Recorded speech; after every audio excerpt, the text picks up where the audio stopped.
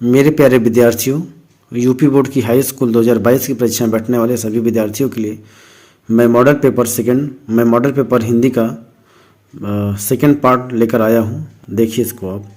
समय 3 घंटे, पूर्णांक 17, निर्देश प्रारंभ के 15 मिनट, परीक्षार्थियों को प्रश्न पत्र पढ़ने के लिए ध्यान दें। इस तरह का आपका पेपर आएगा। पहला आएगा कि निम्नलिखित कथनों में से कोई एक कथन सही है, उसे पहचान कर लिखिए। हजारी प्रसाद द्विवेदी निबंधकार के रूप में प्रसिद्ध हैं। कंकाल के लेखक गुलाब राय हैं। राजेंद्र प्रसाद एक सफल नाटककार हैं। डॉक्टर लक्ष्मी सागर एक प्रसिद्ध कवि हैं। इनमें से एक कथन सत्य है, उस सत्य को आपको लिखना है, जिसमें से आपको 1 नंबर मिलेगा।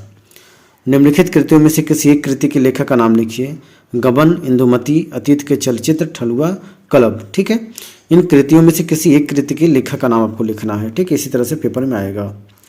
आवारा मसीहा किस विधा पर आधारित रचना है। शुक्ल युग के 2 प्रमुख लेखकों का नाम लिखिए। दीपदान एकांकिक लेखक का नाम लिखिए। ठीक, रीतिकाल के 2 प्रमुख कवियों का नाम लिखिए। सुभद्रा कुमारी चौहान के 2 प्रसिद्ध काव्य संग्रहों का नाम लिखिए। ठंडा लोहा के रचनाकार का नाम लिखिए। निम्नलिखित गद्यांशों में से किसी एक के नीचे दिए गए प्रश्नों के उत्तर दीजिए। जैसे कितना जीवन बरस पड़ा है दीवारों पर, जैसे फसाने अजायब का भंडार खुला पड़ा हो। कहानी से कहानी टकराती चली गई, बंदरों की कहानी, हाथियों की कहानी, हिरणों की कहानी, कहानी कुर्ता और भय की, दया और त्याग की। जहाँ बेरहमी है वहाँ दया का भी समुद्र उमड़ पड़ा है। जहाँ पाप है वहीं क्षमा का सोता फूट पड़ा है। राजा और कंगले, बिलासी और भिक्षु, नर और नारी, मनुष्य और पशु सभी कलाकारों के हाथों सिरजते चले गए हैं। तो देखिए यहाँ पर जो चीज़ें क्या की गई हैं, यहाँ पे देखिए आप कि जो चीज़ें अंडरलाइन की गई हैं, इन्हीं प्रश्नों का आपको उत्तर देना है। ठीक है, यहीं से आपको क्या करना है, गद्यांश पढ़कर प्रश्नों का उत्तर आपको देना होगा। ठीक है, यहीं से देना होगा, पेपर में याद रखिएगा आप लोग। आगे देखिए, उपरोक्त गद्यांश का संदर्भ लिखिए। रेखांकित अंश की व्याख्या कीजिए। कलाकारों के हाथों क्या सिरजते चले गए।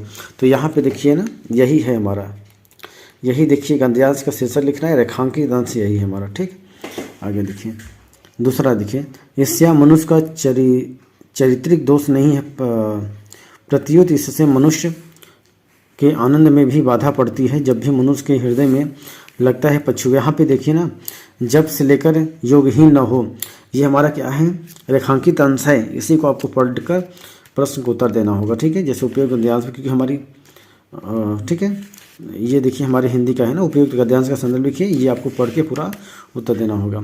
इसे देखिए, निम्नलिखित पद्यांशों पर किसी एक की संदर्भ से व्याख्या देना होगा। चरण कमल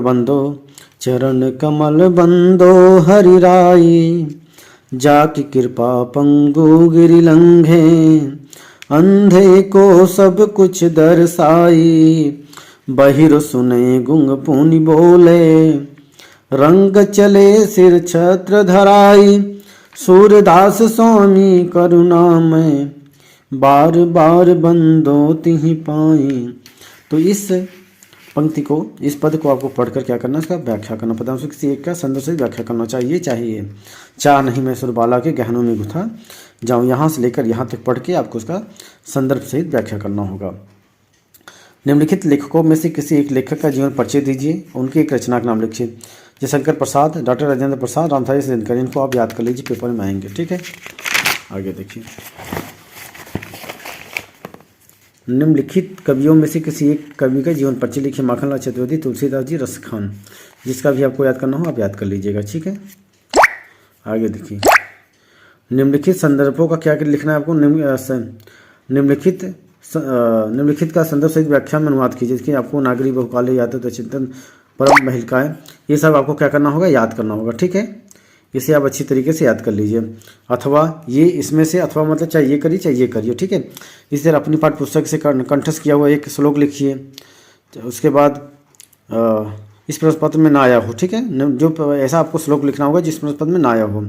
चंद्रशेखर का आसीत, पूर्वराजा का आसीत, सोड्यम किम मुख्य दुखम अस्ति, वार्षि कस्य भाष्य केंद्र असली अस्ति, हस्यम किम कुलपत्रम अस्ति। ये सब प्रश्नों को उत्तर देना होगा। इसी तरह करुण रस, हास्य परिभाषा देना होगा। रूपक तथा अच्छा अलंकार का परिभाषा, सोढ़ता अथवा रोला की परिभाषा देना होगा। निम्नलिखित उपसर्गों में से किसी का उपसर्ग आप समझते ही हों, मैंने अगले भी पार्ट में बताया था इसके बारे में। निम्नलिखित में से किन्हीं 2 पत्ते का वो करिए आपको। ठीक है, ये आपको करना है। निम्नलिखित किसी एक समय का विग्रह कीजिए। आप अच्छी तरीके से पेपर देख लीजिए, ठीक है। तो यही सारे प्रश्न हमने यहाँ पे रखा हुआ है, जिसको आप अच्छी तरीके से देख लीजिए और आप इसको क्या कीजिए, अपने पेपर कॉपी में आप लिखिए। तुमिलखंड काव्य के आधार पर लक्ष्मण के क्षेत्र लिखिए, तुमिलखंड के 9वें सर्ग का सारांश लिखिए। इसको आप अच्छी तरीके से तुमिलखंड भी देख लीजिए। आप अच्छी तरीके से इस पेपर को देख लीजिए, ठीक है। मैं आपको दिखा दे रहा हूँ और इसको अपने कॉपी में उतार के आप उसको क्या करिए, अच्छी तरीके से आप इसका अध्ययन कर लीजिए, ताकि आपके पेपर कॉपी में ये आ सके, ठीक है। क्योंकि मेरी तबीयत ठीक नहीं है, इसलिए मैं थोड़ा सा उसको कर नहीं पा रहा हूँ।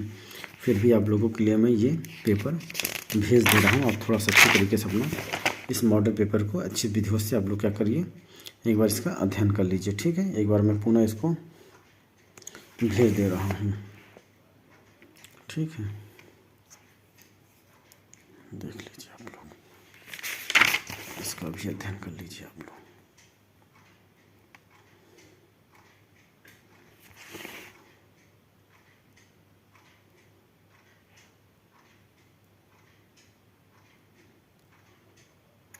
देखिए कल मैं इसका हल डालूंगा ना, इस पेपर मॉडल पेपर का पूरा मैं हल डालूंगा, किस तरह से आपको पेपर को लिखना होगा, ठीक है।